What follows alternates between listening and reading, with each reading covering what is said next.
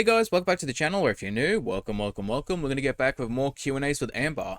Now, I know that I have been making a lot of parts. I do kind of want to make it more manageable, but only with 20 minutes or so, it's kind of, you're taking about a dozen Q&As, and then you're making them into like 24, because there's just so many of the same questions that I don't want to skip over, or there's so many questions that need a little bit more nuance and a little bit more, of me talking about it and trying to get my opinion across properly. Because sometimes Amber will be so uh black and white with a lot of her comments, and then sometimes she'll just be so maudlin about it. You know, you guys know what I mean. She like will try to make herself the victim in a situation that is completely her fault.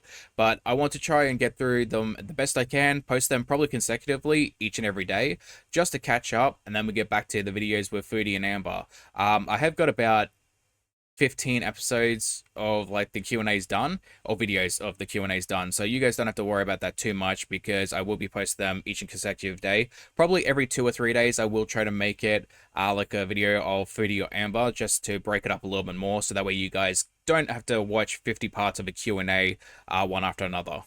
Alright, so moving on to the first one, we have, what Lego are you starting? I just finished the Harry Potter castle and the Mona Lisa, to which Emma replies, OMG, I'm just starting the Mona Lisa today. Which, yeah, we've already seen that. Like, I'm pretty sure she showed that in one of the current videos, which, God, that thing is so horrendously ugly. Like, I understand there's only so much you could do with square blocks or rectangle blocks, but my God, that is horrendous. Moving on to question 2, we have, what message do you hope your poetry conveys that readers might not catch? Which is kind of a weird thing, because isn't the entire point of, like, poetry is to kind of allow people to interpret it the way that they want? Or at least, I know there are different styles of poetry, but for a lot of different poetry, there is either very straightforwards, or ones that allow you to kind of find the hidden meaning in the nuance of the poem itself. So if people find something different from it than what you would hope to convey, wouldn't that really be up to their own personal interpretation of the poem itself? Kind of like that's how a lot of art is. You create something with a certain thing in mind, and a lot of people see it or perceive it in a different way. It depends on the poem, honestly, which, I mean, yeah, that could also be true. Like, it really comes to the intent of what you're trying to write. But if you're intending to write something, or, you know, paint something a particular way, and people perceive it that way, maybe it would be you getting the message wrong, or conveying it not in the right way. But what I love about poetry and all art is that everybody takes something different from it. We can all read the same poem, or look at the same painting, or hear the same song, but it means something different to all of us. I mean, so she just really says the exact same thing that I said. Moving on to the next one, we have, do you like to paint? To which Amber says, I've only painted a few times in my life, and I loved it each time. It's relaxing and therapeutic. Now, I am somewhat doing painting right now. I'm doing like art classes, but I have two left hands, so it's funny, because even the teachers are like, yeah, anyone could paint, anyone could draw. You just have to put enough, you know, attention in, enough detail in, and just keep trying and trying and trying. I'm proving that wrong. Not everybody has talent. I have zero talent. Like, I like emotional painting, because you just paint what you feel, and most of the times it's really just a lot of like abstract art. So, I mean, you could really do that. If you can throw paint at a canvas, I mean, you can do emotional painting. But I think it's more so just something, you know, fun, a little bit of creative. I think, you know, one of the best things about being creative is the ability to create. Even if you don't have talent, you just have the ability to really paint, or throw paint at a canvas like I do, then, you know, it's still being creative. You're still creating something, and I think it's a really nice feeling to be able to do something like that. Moving on to the next one, we have, honestly, I've been watching you for years. All I see is a woman trying to do better. And I have to call bullshit on that, because where exactly is the trying better? Because she's doing the exact same cycle she's been doing for the past 11 years on YouTube.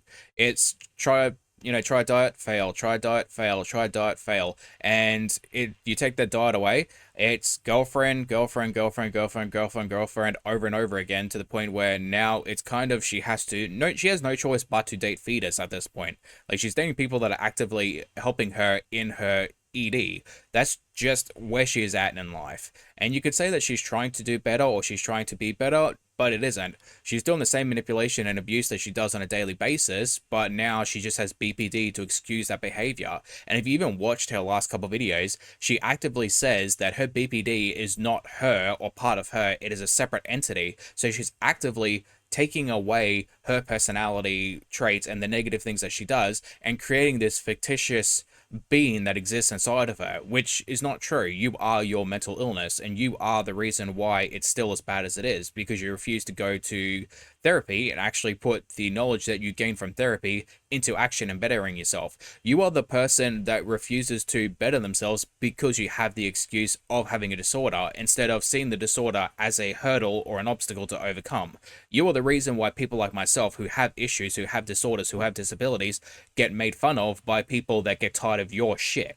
That's essentially what it is. People that have bad raps and bad names for the mental illnesses or disorders they have is because of people like you that justify your bad actions with your disorders or your disabilities or whatever issues that you may have.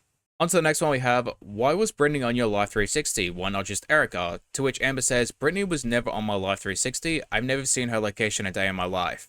Now, I don't know if that's true, neither does anyone else really. I think it could be a she said situation because that's all it really comes down to. But I mean, it doesn't matter if it was Brittany and Erica or just Brittany or just Erica. It doesn't matter. Amber really should not have known their locations because ultimately it was never really a real relationship. And even from Amber's perspective, like you knew she was married and you really should have backed off. So trying to go as far as to find out where they work, where they live, where they go, and the things that they do, people they spend time with, that is creepy as hell if you ask me. And like Amber, you need to learn to back the hell off. Next one we have is, you and Erica were following each other. It was easy to find. Crab just proved it to be correct, which is what I was talking about recently in the last one, I believe I'll be posting before this one. Basically, people have gone through, I think it was their Instagrams to check out who they were both following, and they kind of just compared the Ericas to Amber, which Amber, again, was the one that promised not to say Erica's name, but then decided to put Erica's name out there, so that was your fault, Amber, and people just compared and figured out which one was which, and they just really put two and two together. So Crab then just confirmed it by everyone's suspicions already. So you can't really say that it was her doxing because all she did was really confirm it. But Amber follows up with, Erica and I were not following each other on Instagram. Okay, so it was definitely Instagram. I think it may have been Instagram, probably TikTok. And again, I don't have TikTok, so I don't know how that functions. I never followed her because I didn't want anyone to know who she was. She never followed me because she didn't want Brittany to know about me. Don't you think that was kind of weird, Amber? If you were dating someone and they didn't want their partner knowing like about you, so they decided to keep you off of their friends list or their follow list just so that way the two of you can continue dating, wouldn't you think that's a massive red flag? Because you yourself admitted that you didn't know whether or not it was appropriate to continue dating or try to reach back out to her. So like, if you have to hide something in order not to get into trouble, you shouldn't be doing it in the first place. So that really is a big yikes on your part because you just confirmed that you shouldn't have been doing it and you kind of just self-admitted the fact that the two of you were doing something wrong. Moving on to the next one we have, what do you lie about watching reaction channels? To which Amber says, I don't, I always been pretty, no you haven't, that is bold-faced lie, Amber.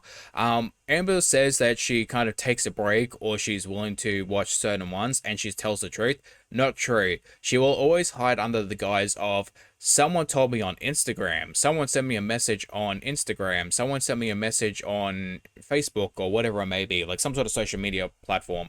She will get a message, but she watches reaction channels and then she does certain things or says certain things that reaction channels speak on.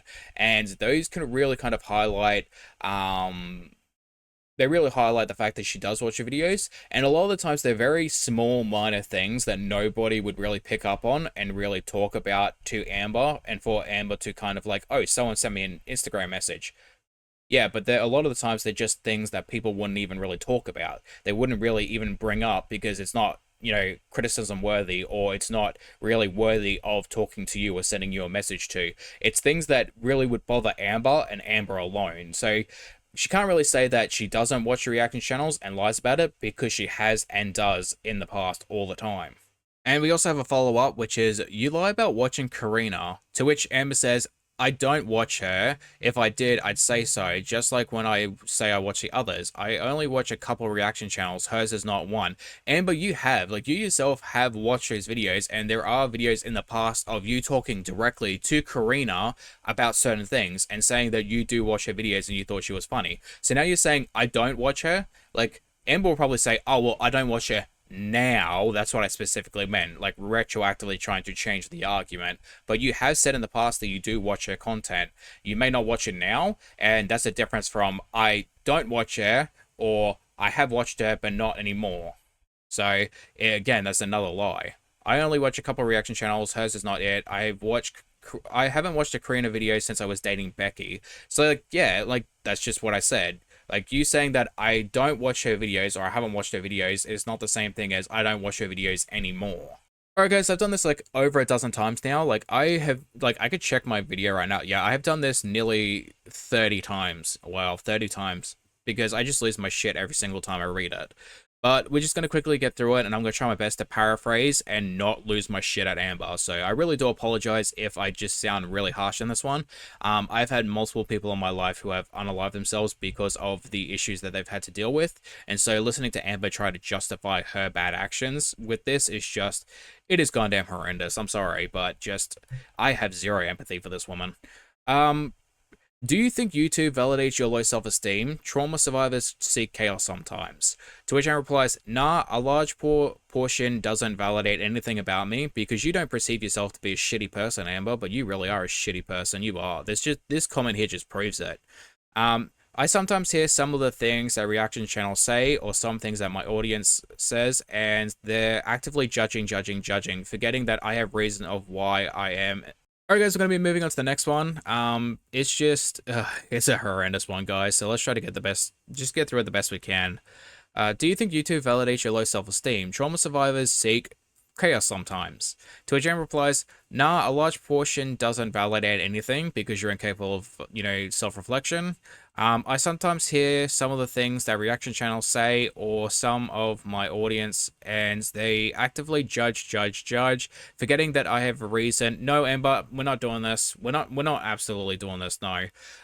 You having mental health or a disorder or having, like, poor mental health, a disorder, or some sort of trauma does not justify the abuse that you have done of other people. And you try to akin it to someone unaliving themselves is one of the worst things you could possibly do, because someone taking it out on themselves or someone taking away their own lives to take away the pain of them going through such horrendous things in their lives that they can no longer cope, so they do the ultimate thing, is not the same thing as you not being able to get away with beating your partners, you emotionally or mentally abusing your partners, you keeping your partners away from their friends and family, you manipulating people to only being self-reliant on you, you love bombing people to the point where you get something out of them even when they want to leave the relationship.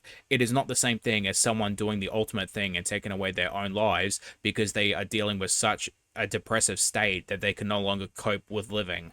And the fact that you can try to defend your actions by trying to emotionally manipulate the argument with poor mental health is the reason why so many people don't take it seriously, because they see people like you who sit on your triple wide backside. I was going to say something else. Sit on your triple wide backside and just cry about how your mental health is dog shit because you refuse to do anything about it. It's so messed up. Like, you are a shitty person, and I have zero problem calling you a massive. Alright guys, I decided to take a 10-minute break and just come back because, my god, I was almost yelling at my computer at that point. Like, sometimes I was actually just yelling at my computer because I was so just angry. But I want to apologize to you guys for my language and the way I'm acting. I shouldn't really be like that on video. But just, she's such a terrible person. I don't have anything other than to say that she is just the biggest form of a POS I could really imagine. Next one we have is, what's something you're looking forward to right now? To which M says, a hug from my baby. Now, I can only hope that your girlfriend breaks up with you, your ass goes back to Oklahoma, and your mum decides to ditch you, and you spend the rest of your life alone. That's the only thing I can hope for, because you don't deserve to be anywhere near anyone else. Moving on to the next one we have, do you get verbally out of control with your BPD episodes? To which Amber says, a vague answer, sometimes. Now, I'm going to clarify this by saying what I think Amber is going to say. This is probably what Amber thinks herself. I'm not saying that this is what she thinks, but this is what I'm going to assume that she thinks.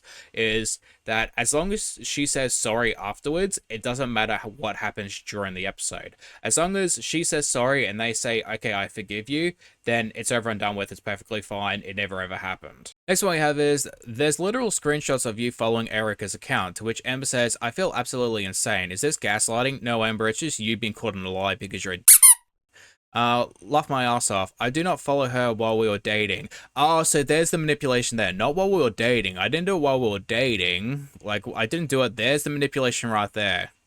If someone has a screenshot, show me. Thanks. F off, you condescending bitch. We also have a follow-up saying that Erica did follow her, and there are screenshots of Erica following Amber, and essentially mocking Amber with, she never followed me, which is true. So if that is true and she was following you, then maybe you shouldn't be saying something as if it's the truth if you don't know if it's true. Like, you can't lie and then go, well, I didn't know. Okay, well, don't say something for sure if you don't know if it's true. On to the next one we have, show us a baby picture of you. I've honestly never wanted to hit a child until this moment. Next one is, has anyone sent you a screenshot of you and Erica following each other? To which Amber says, nope, I'm pretty sure it doesn't exist. The thing is, even if it did exist and it was sent to Amber, Amber wouldn't even tell anyone that, because then she would have to admit she was lying. On to the last one we have, thoughts about the security camera footage of you waddling out of Target. By the way, big yikes. And Condescending Lynn has got to enter the chat to say, TJ Maxx. I look cute as F. No, you don't. No, absolutely not. And people could say that, you know, obese people can look, you know, beautiful even though they are morbidly obese. Your body is part of who you are. It is part of the attraction. You can be physically attractive in the face, but Amber, you don't even have that, because when you take your makeup off, you look like you're about as close to death's door as you possibly can. In fact, you're halfway through the door. So, yeah. You can say what you want. You're not cute as F. You can say that you walking around like a 2-year-old, no, not even walking around, waddling around like a 2-year-old is cute. That's not cute. That's not cute. As a 34-year-old who's not able to even walk, you have to literally pick up your leg and swing it in order to actually walk. That's not cute. That's pathetic. That is straight up pathetic. And that has nothing to do with the fact that you actually have lipedema or lipedema, because by now you could have fixed it. You've had all the resources in the world to fix it, and yet you refuse to do it. Alright guys, we're going to end the video here. Again, I do apologize for that one particular comment. It's just, God, Amber is infuriating to the point where I have no empathy for that woman. But thank you for watching. I hope you guys enjoyed the video. And as always, I hope to see you guys in the next one. Bye-bye.